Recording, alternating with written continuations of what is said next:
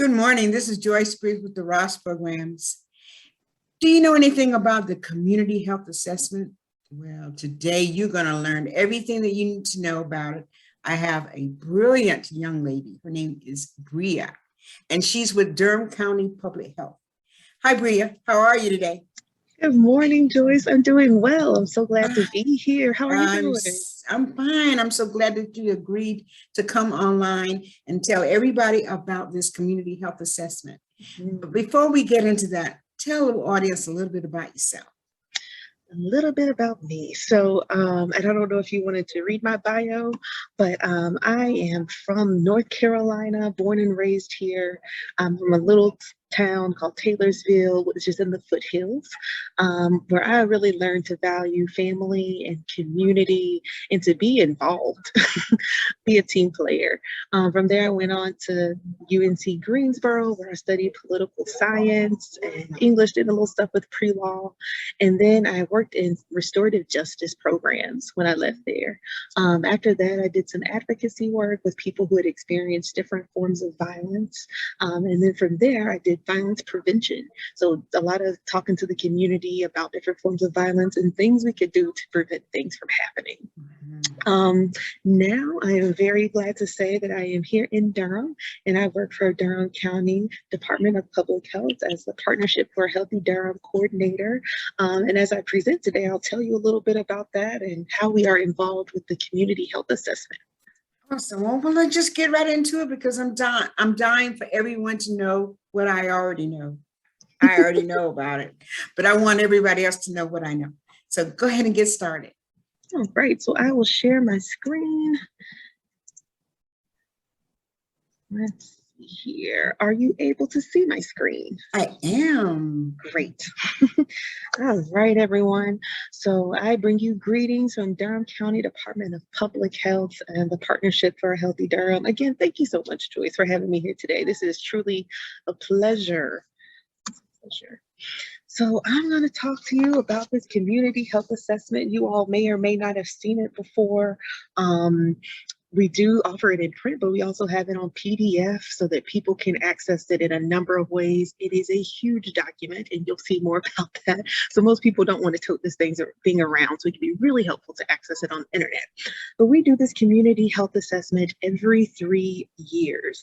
This is a way for us to have a comprehensive set of valid and reliable information about the health of Durham County community. So every 3 years, Durham County Department of Public Health, along with Duke Health and the Partnership of Healthy Durham, come together to put this thing together. So we partner with community organizations, and we get a lot of buy-in in this process. And actually, Durham is quite unique in the way that we're able to do this. But this is simply because we are here to work together, and people are invested in building a better community. All right, so a little bit about the process. It's like, okay, all of this information, where in the world does it come from? Well, what we have done in 2019 and even the years prior is that we would actually go door to door and complete surveys. I know it's hard to believe right now is COVID stuff on. Are you able to see this slide that says 2020 Community Health Assessment Process? Okay, yes. Just wanted to make sure. A couple of times I've done this and it hasn't advanced. But we would go from door to door, and we get a number of volunteers from the community, from public health, from Duke, to go out and to do this survey. From there, we are able to analyze the data and produce results. We get a number of people involved in the writing and editing process. So if you are able to view the document, you will see that we have really gone to the people who work in these particular areas and really have this expertise so that they can bring their knowledge and they can bring their experiences in writing that, so we can have a really good, rich document for everyone to read. We submit the report, of course, to the state, and we also leave it out there for public review so that people can give us their input and what they think about this document. We've also conducted listening sessions in the spring and summers of this year. I have gotten to be a part of that process. It started in June of this year, so I'm stepping in midway. But it has been really a treat to sit and talk to, on Zoom, of course, but to Durham County residents about their experiences in these areas that have been identified as health priorities. We were able to do these in both English and Spanish, so that helps us to have a broader picture of really what we're seeing here in Durham. We are going to be kicking off our community health improvement plan in September. So please, everyone, be on the lookout for that. That is where we actually develop our goals and our strategic initiatives for the next 3 years. Because of course, we've gotten this information to see what the health priorities are. Now it's like, what are we going to do about it as a Durham County? All right, so this was the largest number of surveys we have ever completed. We completed 424 in our county-wide survey. And once this was weighted, we could use this and we could see like what was representative of Durham County population. And we're also able to get a breakdown by race and ethnicity. So you will see some of those numbers a little bit later on in this presentation. We had 188 for the Latinx sample. So in order to get this, we surveyed neighborhoods where there was 50% or more of folks who identified as being Hispanic or Latinx descent. And of course, this was not possible without the collaboration of all of our community partners, all of our folks here at Durham County Public Health, and the Duke staff. So here are some highlights. Lots of numbers here, lots of people involved with this, 243 volunteers. I just want to give a hand to our volunteers and to our authors who contributed to this document. And they are coming from all the places that I've mentioned before. So 612 resident surveys were completed in the countywide or Hispanic Hispanic and Latinx neighborhood samples. You see 15 chapters and 50 sections on various health topics. So of course that shows that we were able to cover quite a bit of information there. 532 pages. Now you can probably see why I said folks would want to just carry this around because there's so much, but it can be really helpful. Even online, you can go and you can look at the index and see what topic it is that you're looking for, where you want to find information on the most recent health data, and you can access it right there.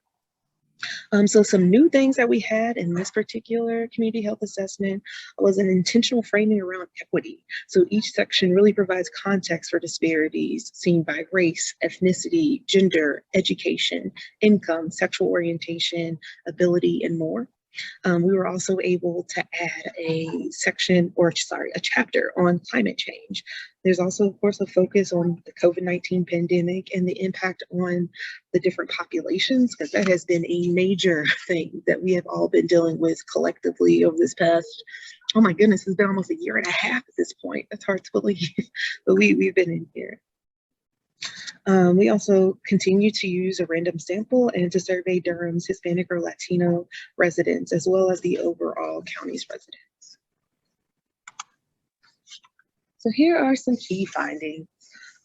Racial and ethnic disparities exist across nearly all health outcomes, which I don't think is a big surprise to many of us. We know that structural racism and historical policies such as redlining, immigration laws, and segregation are causes for those health disparities. Issues are linked. For example, housing issues are also access to care and food insecurity issues. Ms. Joyce, I know you and I have talked a little bit about that. Now it's all connected in our wellness, our well-being, and our experiences in life. Top ways to support communities such as transportation, crime reduction, physical activity, infrastructure, affordable housing, access to care, education system improvements, and stronger communication and outreach to community that also address some issues that impact the quality of life and these top health concerns. Also, and I know this was a surprise to some people, and of course this is not the truth for all, but the majority of residents we surveyed said that they actually feel safe where they live in Durham, which was really good to hear. And for some folks, I think it's just being in a community where there is family, there's people that they know, that can bring a great sense of safety and security. And it's good to know in a place where people can look out for you. All right, so here are the top health priorities that were identified. As we can see here, number one is affordable housing. Oh, I So this know. is right. And this is an issue that I'm going to focus on a bit more in detail later in the presentation. I didn't focus on all of these later on, but I will at least highlight them all. So of course, this is looking at people having a healthy place to live where they can afford to stay there. Sorry about that. Next is access to care and insurance. So access to healthcare and insurance. An estimated 12.8% of Durham County residents were uninsured in 2019. I'll get into some reasons for that in a little bit. Of course, poverty is a major issue. We know that poverty is connected to all of these and to all health disparities across the board. The 25.3% of respondents in the countywide sample were at or below the 200% of the federal poverty line.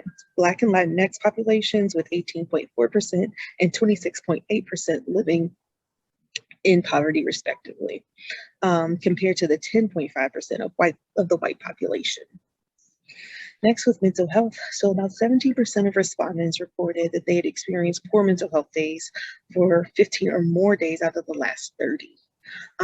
Also, Durham has about one mental health provider for every 180 residents. So of course, not everybody is seeking, mental health care, but for those who are, it's important, for us to be able to serve those who are seeking that care. Obesity, diabetes, and food access. So this, we're talking about the ability to eat healthy foods and how that's influenced by socioeconomic, educational, and environmental factors. Also, an important finding is that poor diet has actually surpassed tobacco use in the underlying cause of death. That was kind of a surprising thing to see, but I'll talk a little bit more about that going further. All right, so just a little bit about the Partnership for Healthy Durham. So we are a coalition, local organizations and community members. The goal is to work together and to collaboratively improve the physical, mental, and social health and well-being of Durham's residents. We have 5 committees as well as a steering committee, and I will show the structure of that in just a moment. But the Partnership for Healthy Durham is committed to collaboratively improving the health and well-being of its community and those who live in it using racial equity principles. And I will talk about soon, like why we are using those racial equity principles. So the vision is that all people of Durham have an equitable opportunity and ability to enjoy safety and good physical, mental, and social health. Okay, so here is our structure. So racism and discrimination was actually identified as like the number 6 priority. A lot of folks in Durham County identified this as being a major issue. And so we felt that it was important for us to pay attention to that, to listen to the community and what they were saying. And with us also knowing that discrimination and racism are the underlying causes of disparities present in society, we got to respond to that part as well. It's related to our health and well-being. So we actually got a group together. It's called a Racial Equity Task Force. And this group developed 6 racial equity principles. You can see those on our website, and you can look at how that kind of plays out with the partnership. But this is for us to hold ourselves accountable and looking at the way that we do our work and making sure that we are doing the best we can to be equitable. And of course, that is a journey getting there, and it takes a lot of honesty to get to the table. But we try to do all of our work through these principles. And as you can see here, we have a whole structure. We have a steering committee, which is made up of the leadership of the committees that you see below. Also have 2 overall partnership co-chairs who are part of this committee, as well as my supervisor, the population health director, Marissa Mortifoy. You can also see here we have an NC Care 360 task force. So NC Care 360 is basically a place for people to make referrals and to receive referrals for a number of different things. You heard of them? Right. They Yes, come out. we're part of them. Okay, great. So we actually started a group here in Durham just to make sure that this is working properly. So it's basically a place where people can share information back and forth with NC Care 360, talking about how efficient the system is and how it works. So if people haven't checked it out, please do. We have quarterly meetings that take place where the community can actually come in and voice their experiences or learn more about the platform. We also have an associate committee on poverty. Because we know poverty is linked to all of these issues, it's more of a thing that we look at in all of our work instead of just having a group that works in silo. But we also partner with other groups in Durham that focus specifically on poverty. Next, we have access to care. So the focus there is, of course, on healthcare coverage for uninsured and underinsured folks. There's racial equity for care teams, also focus on normalizing and destigmatizing HIV treatment. Health and housing, so we want to elevate that conversation about how important healthy housing is, and produce quality data. I think for some people, it's just like, well, duh, health and housing, they come together. But for some folks, it takes a little longer. You got to talk through that thing about how that impacts your access, about like, you know, how clean the air is around you, or, you know, the neighborhood, how was that for your senses, all of that stuff. Also, we have the obesity, diabetes, and food access groups. So this addresses factors that contribute to the development and complications associated with chronic illnesses. Increased access to healthy foods is really important. And we also have some healthy mile trails that have come out of that. So those are like 1 mile loops that have been marked out and cleaned off in local neighborhoods so that people have a place just to go and walk, get that fresh air, get some exercise. And we're always looking for other places to start new healthy mile trails. So if people are interested in that, please do contact us. Don't hesitate to reach out. Also, we have a mental health group. So the major focus here is to increase the public's awareness of mental illnesses and mental health services that are available here in Durham. One thing that they've been able to do is create a brochure with some really good resources, and that'll be available in both English and Spanish. So with communications, this is just a standing committee we have because, of course, we are focused on so many different areas. We need a way to share the information. So that communication internally and externally is very important, and that's what they tend to focus on. Opportunities for action. So we always want to make sure that we are keeping community at the center and making sure that folks know that there are ways to get engaged in the process. We try really hard to do our work equitably and to make sure that people are heard, making sure that folks are represented. We try to invite folks to the table. If we learn that there's a group that's being served or that is not represented, we try to really extend that invitation so that we can have that representation. But you see a couple of photos of us working together back when we were able to do stuff in person before Zoom was our daily lives. 2019? I know. I know it, right? It's like, wow, 2 years ago at this point.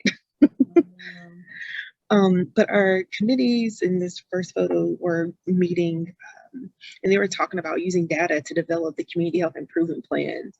And this data really drives the work to make those decisions. So that's one of the ways that we keep community at the center, is by basing the work that we do on what the community has told us was important. So we also try to work across committees to reach those goals. As you can see before, we have those different areas, but we've talked about before that all of these health priorities are connected. So we really try to make sure that we are working together. Also, there's a photo here of our communications committee doing what they can do, like what's internal, what's external, how do we bridge these gaps and those things, because you know, of course, Durham is a very richly resourced area, and that's great, but it doesn't do people a whole lot of good if we don't know about what's here. That's true. Yeah, so true. Working on those communication plans has been really key. We also take efforts, it takes efforts from all of us to really get together and address those root causes and focus on equity. If we don't get to the root of it, we're just really looking at the symptoms, and we're going to keep having the same issues. So trying to work to get to the root.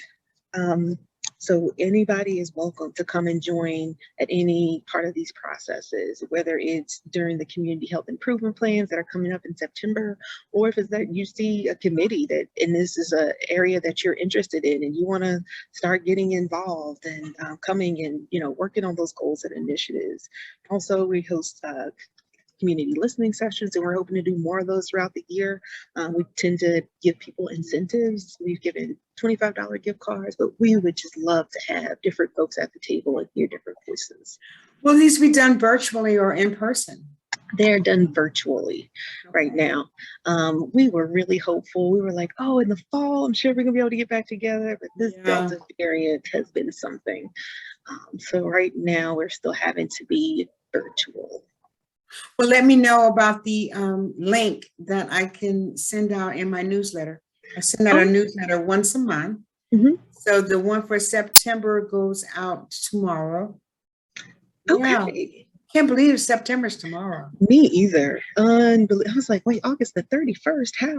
Already? I know. And so let me know. I definitely can send it out in the link. Thank you.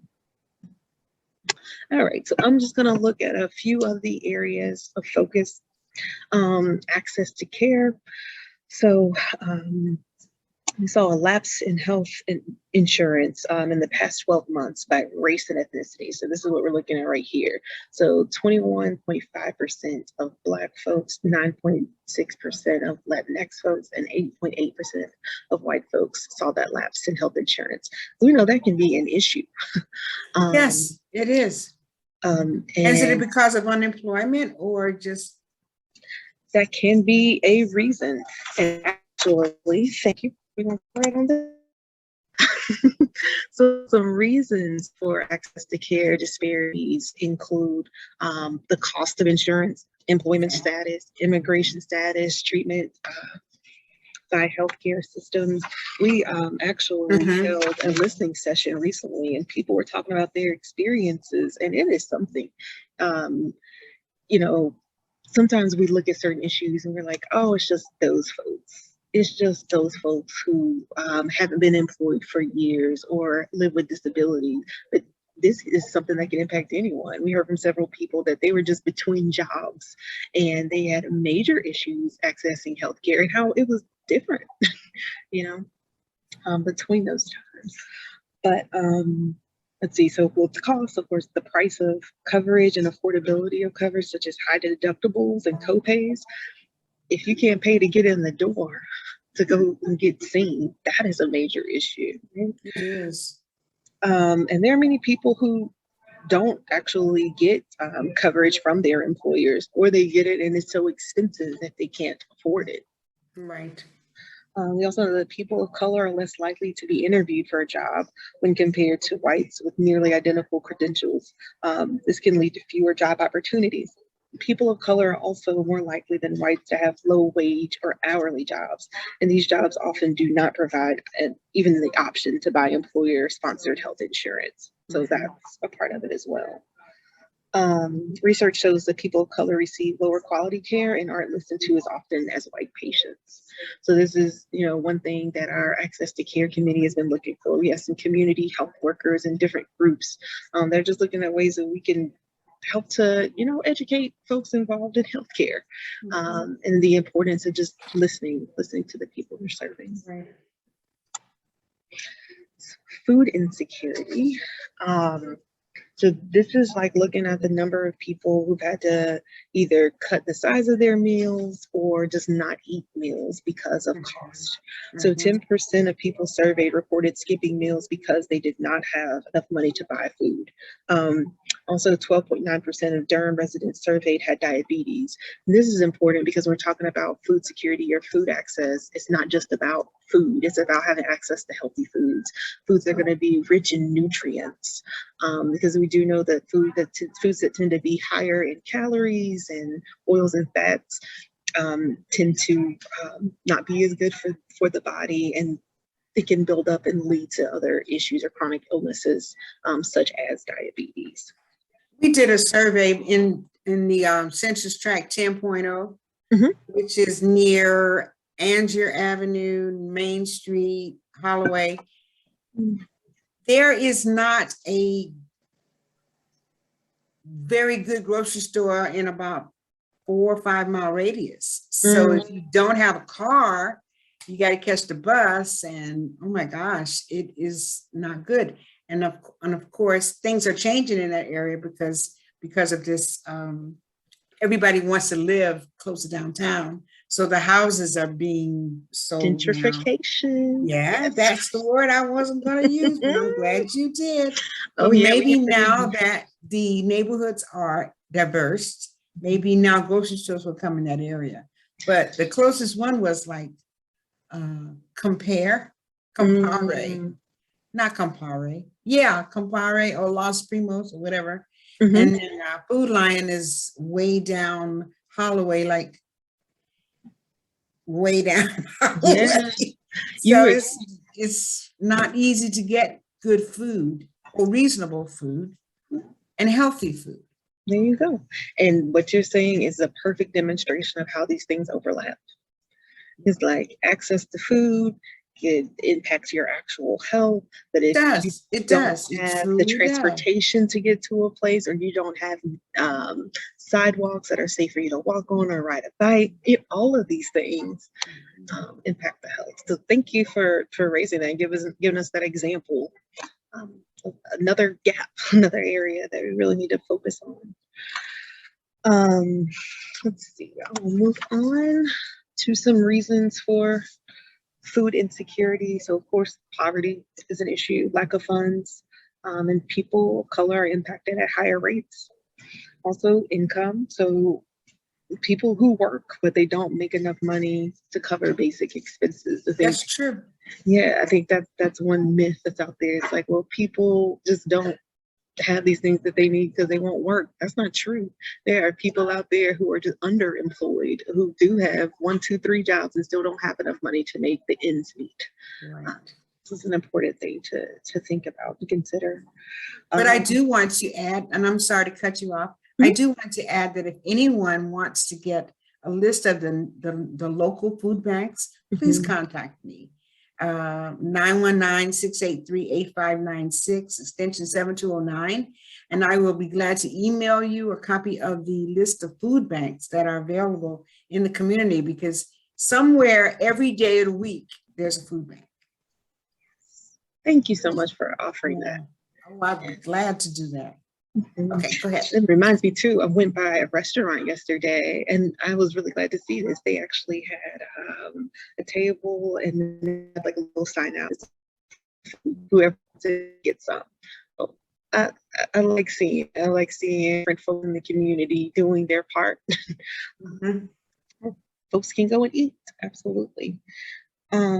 Let's see. So we also have to consider, people of color, adults on a fixed income, especially older adults on fixed income, and even adults with disabilities who are more likely to have issues with poverty. So these issues with income and employment can result in less money, having less money, and an inability to buy food. All right, so we're going to look at housing. This is a big hot topic that lots of folks are talking about right now. That's a pretty yard. Whose yard is it? Isn't it? I wish I could tell you. I'm really not sure. That's okay. Yeah, so this is a look at home ownership by race and ethnicity. So yeah, 50%, 50.1% of Black folks, 49.6% of Latinx folks, and 73.6% of white folks own homes. I think also another important thing to point out is that 31% of Durham households are defined as being cost burdened, which means that they're paying more than 30% of their monthly income on housing. The number of reasons for this, but some of them are like historical policies such as redlining, poverty, and gentrification, that word that we just went over a little bit.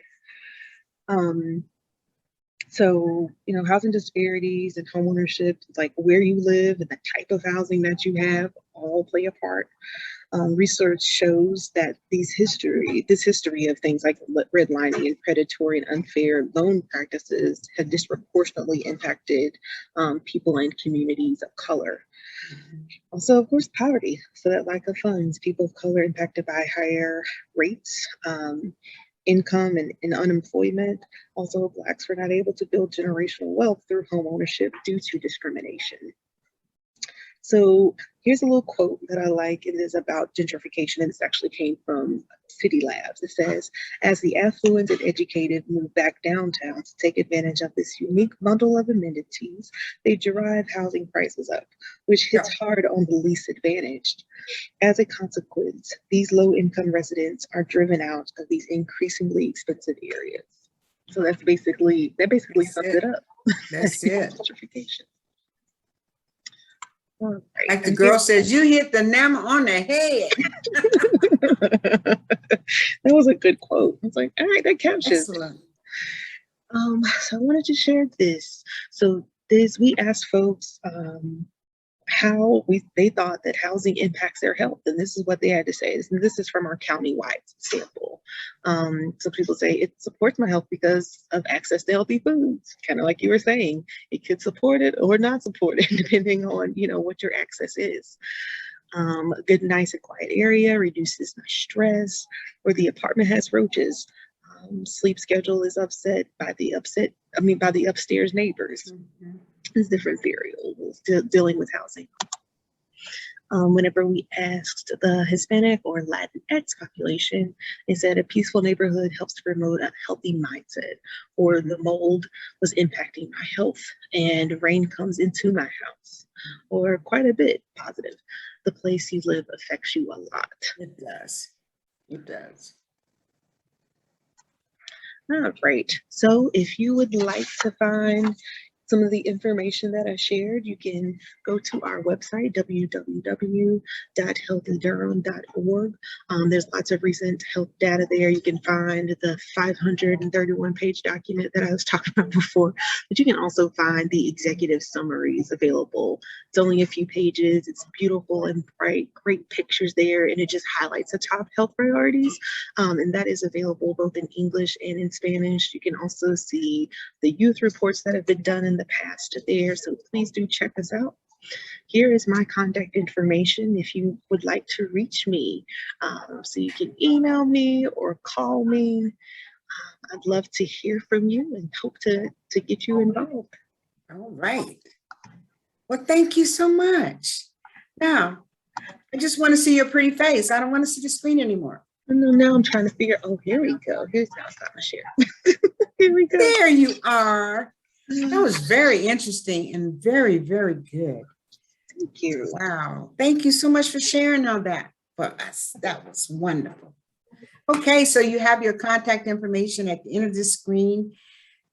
I hope you enjoyed it as much as I do. Thank you for sharing your time with me today. Do you have anything else you want to close with? Oh, I do. Okay. I listened to Les Brown today and his son. He was wonderful. And he said there was 3 types of people. One, which is the majority of the people that watch everything. The second one is a person that just doesn't even know what's going on. And the third is a person that makes things happen. And you are the one, Bria. Thank you so much. Thank you so much for all your hard work and give me your time today. I really appreciate it. Thank you so much for having me here. This is a pleasure. Okay. I'll talk to you real soon, okay? All right. Sounds good. Okay. Bye-bye. Bye.